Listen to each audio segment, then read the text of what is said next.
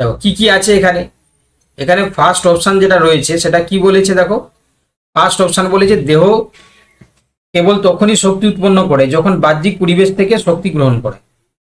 দেহের কোষীয় শ্বসন প্রক্রিয়ায় কোনো তাপ শক্তি অপচয় হয় না, বরং সঞ্চিত হয়। আচ্ছা, বিপাকীয় প্রক্রিয়া গৃহীত রাসায়নিক শক্তি উৎপন্ন তাপ এবং শারীরিক কাজের সমষ্টির সমান। আমরা একটু আগেই তো তোমাদেরকে দেখালাম না, একদম সি এরটা ঠিক বলেছে, তাই তো।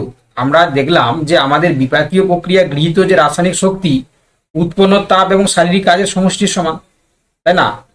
একদম, তাহলে শক্তি সংরক্ষণ নীতি বা first law of the thermodynamics অনুযায়ী আমরা এটাই দেখলাম, তাই না। শারীরিক কাজ করার জন্য ব্যবহৃত যান্ত্রিক শক্তি বিপাকীয় ক্রিয়ার ফলে উৎপন্ন এবং অপচয় শক্তির সমান, মানে গৃহীত রাসায়নিক শক্তির সমান উৎপন্ন তাপ বা প্লাস হচ্ছে শারীরিক কাজ, তাই না। লিখে দেবো, যদিও উপরে লেখা আছে কি বললাম, গৃহীত রাসায়নিক শক্তি সমান উৎপন্ন তাপ আর কি বলেছি প্লাস হচ্ছে কি তোমার শারীরিক কাজ যেটা সম্পন্ন হচ্ছে, শারীরিক কাজ।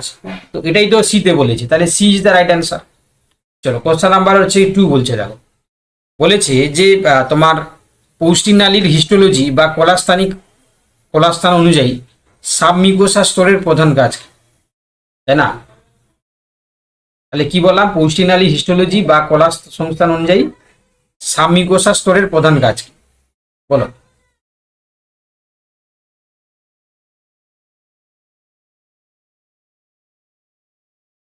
বলো।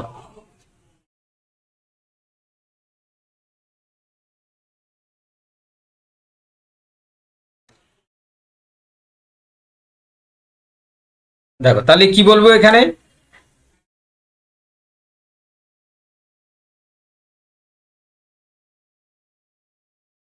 দেখো এখানে আমরা সাবমিউকোসা স্তরের প্রধান কাজ বলেছি, তাই না। আমরা পরপর লেয়ার গুলো দেখলাম, তাই না। তাহলে সেক্ষেত্রে এখানে কি হবে বলো। একদম, যারা বি বলেছো ঠিক। তাহলে রক্ত এবং লিম্ফ নালীর হচ্ছে মাধ্যমে শোষিত পুষ্টি উপাদান পরিবহন এবং গ্যান্ডুলার ক্ষরণ নিয়ন্ত্রণ করা। চলো কোশ্চেন নাম্বার 3, পাকস্থলীতে গ্যাস্ট্রিক রস ক্ষরণের সেফালিক ফেজ সম্পর্কে কোনটি সত্য, তাই না। সেফালিক ফেজ কি বলেছিলাম, সেফালিক ফেজে আমরা খাদ্য দর্শন করি, ঘ্রাণ ও চিন্তার ফলে ভেগাস স্নায়ুর মাধ্যমে পাকস্থলী উদ্দীপিত হয়। চলো কোশ্চেন নাম্বার 4, অগ্নাশয় রস বা প্যানক্রিয়াটিক জুসের এনজাইমগুলো কেন নালীর ভেতরেই অগ্নাশয়কে হজম করে ফেলে না, তাই না। কেন নালীর ভিতরে হজম করতে দেয় না।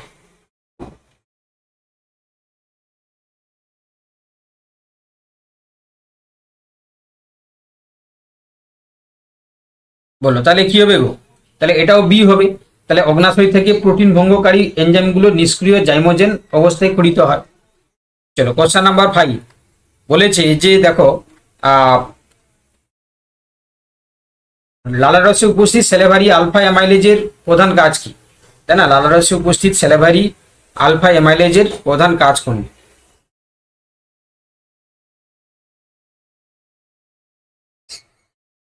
একদম, তাহলে এটাও কি হবে, সিদ্ধ শ্বেতসারের আলফা 1,4 গ্লাইকোসাইডিক বন্ধন ভেঙে মোল্টো যেমন ডেক্সট্রিনে তৈরি করা। চলো কোশ্চেন নাম্বার 6 বলেছে যে পাকস্থলী প্যারাইটাল কোষ থেকে নিঃসৃত কোনটি নিঃসৃত হয়। পাকস্থলী প্যারাইটাল কোষ থেকে কোনটি নিঃসৃত হয়, তাই না। তাহলে কি হবে, হাইড্রোক্লোরিক অ্যাসিড এবং intrinsic factor, option B is the right answer. চলো কোশ্চেন নাম্বার 7, ক্ষুদ্রান্ত্রে অম্লীয় কাইম প্রবেশ করলে সিক্রেটিন হরমোনের প্রধান প্রতিক্রিয়া কি, তাই না। ক্ষুদ্রান্তে অম্লীয় কাইম প্রবেশ করলে সিক্রেটিন হরমোনের প্রধান প্রতিক্রিয়া কি হবে।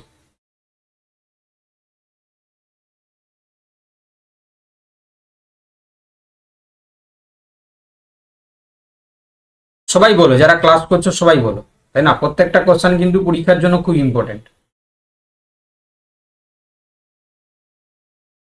তাহলে এটাও বি হবে। দেখো অগ্নাশয় থেকে বাইকার্বনেট সমৃদ্ধ ক্ষারীয় রস ক্ষরণে উদ্দীপনা দেওয়া।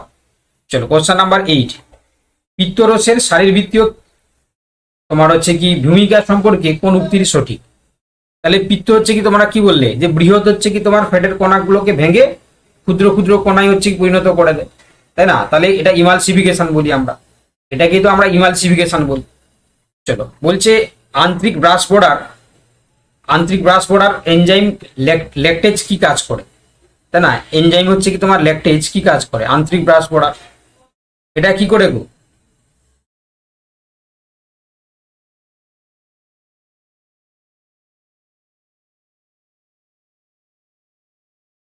ল্যাকটোজকে ভেঙে গ্লুকোজ এবং গ্যালাক্টোজে পরিণত করে। অপশন এ যারা যারা বলেছে একদম ঠিক বলেছে। চলো কোশ্চেন নাম্বার 10 বলেছে যে ক্ষুদ্রান্ত্রের আন্তরিক কোষে গ্লুকোজ ও গ্যালাক্টোজের শ্বসন প্রক্রিয়াটিকে কিভাবে সম্পন্ন হয়, তাই না? গ্লুকোজ এবং গ্যালাক্টোজ ভালো করে বলবে কিন্তু, হ্যাঁ, এখানে গ্লুকোজ আর গ্যালাক্টোজ, তাহলে আমরা কি বলেছি? তাহলে একটু আগেই তো দেখালাম, যেটা গ্লুকোজটা হচ্ছে কি তোমার কি হয়, গ্লুকোজ এই যে SgLT1 বাহকের মাধ্যমে Na+ সহ পরিবহন সেকেন্ডারি অ্যাক্টিভ ট্রান্সফার প্রক্রিয়ার মাধ্যমে, তাই না? অপশন হচ্ছে কি বি। চলো বলেছে অগ্নাশয় রসের প্রোটিন পরিপাককারী জাইমোজেন টিপসিনোজেন কিভাবে হচ্ছে কি তোমার সক্রিয় টিপসিনে পরিণত হয়।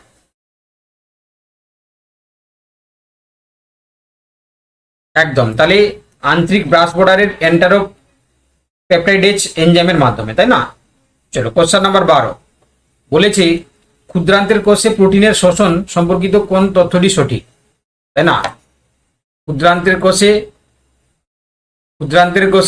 প্রোটিনের শোষণ তোমার হচ্ছে কি সম্পর্কিত কোন তথ্যটি সঠিক? ইয়েস, তাহলে যারা যারা তোমরা এখানে বি বলেছো ঠিক আছে, পেপটি 1 বাহকের মাধ্যমে H+ গ্রেডিয়েন্ট ব্যবহার করে ডাই ও ট্রাইপেপটাইড শোষিত হতে পারে। কোশ্চেনগুলো ভালো লাগছে তো? কোশ্চেনগুলো ঠিক আছে তো তোমাদের? কোশ্চেনগুলো ঠিক আছে তো? তাই তো? চলো বলছে ফ্যাট পরিপাকে প্যানক্রিয়াটিক লাইপেজ এর সাথে কোন প্রোটিন সহকারী হিসাবে কাজ করে। দেখো এখানে বলেছে যে প্যানক্রিয়াটিক লাইপেজের সাথে কোলিয়েজ লাগবে, তাই না? Option B. চলো কোশ্চেন নাম্বার 14 ফ্যাট শোষণের পূর্বে গঠিত মাইসেলি এর প্রধান কাজ কি? তাহলে যখন মাইসেলি গঠিত হয় না, তাহলে তার হচ্ছে কাজ কি এটা চেয়েছে, তাই না? মাইসেলি, তাহলে এটা কি করে? একদম, তাহলে অদ্রবণীয় ফ্যাটি অ্যাসিড এবং মনোগ্লিসাইডকে আন্তরিক ব্রাশ বর্ডারের কাছাকাছি নিয়ে যাওয়া, তাই না? চলো নেক্সট কোশ্চেন নাম্বার 15 শোষণের পর আন্তরিক কোষের ভেতরে পুনর্গঠিত ফ্যাট ও প্রোটিন সমষ্টিকে আমরা কি বলি? মাইসেলি, কাইলোমাইক্রন, লাইপেজ নাকি কাইপ? তাকে আমরা কি বলি গো? সবাই তোমরা জানো, তাকে আমরা কাইলোমাইক্রন বলি আমরা, তাই না? অ্যাপোলিপোপ্রোটিন যুক্ত হয়ে যায়, তাই না? এই যে পুনর্গঠিত ফ্যাট ও প্রোটিনের সমষ্টি, এটা অ্যাপোলিপোপ্রোটিনের সাথে মাইসেলি যুক্ত হয়ে গিয়ে কাইলোমাইক্রন তৈরি করবে। চলো এবার কোশ্চেন নাম্বার 16 বলেছে দেখো যে কাইলোমাইক্রন শোষণের পর রক্ত বহনে পৌঁছানোর সঠিক পথ কোনটি? কি হবে বলো? কাইলোমাইক্রন শোষণের পর রক্ত সংবহনের পৌঁছানোর সঠিক পথটা কি হবে?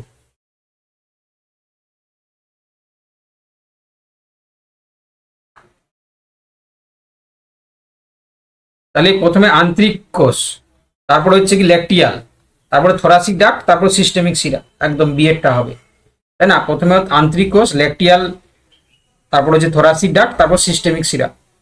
চলো নেক্সট কোশ্চেন নাম্বার 17 ক্ষুদ্রান্তের শোষণের ক্ষেত্রফল বিশাল পরিমাণ বৃদ্ধির জন্য কোন 3টি গঠন কাজ করে, তাই না? ক্ষুদ্রান্তের সারফেস এরিয়া বিশাল পরিমাণ বৃদ্ধির জন্য কোন 3টি হচ্ছে গঠন মূলত কাজ করে? ভালো কোশ্চেন, তাই না?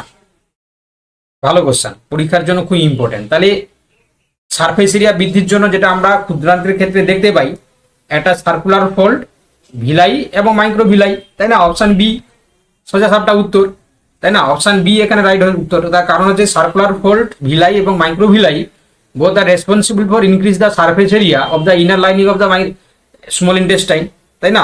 they can increase the surface area, যার কারণে তারা কি করছে না তোমার অ্যাবজর্পশনে সাহায্য করছে। চলো কোশ্চেন নাম্বার 18 বৃহদন্ত্রের প্রধান শারীরবৃত্তীয় কাজ কোনটি, তাই না? বৃহদন্ত্রের হচ্ছে প্রধান শারীরবৃত্তীয় কাজ কোনটি? একদম, তাহলে এটা জল, ইলেকট্রোলাইট শোষণ করা, ভিটামিন কে উৎপাদনকারী জীবাণুকে আশ্রয় দেওয়া, তাই না?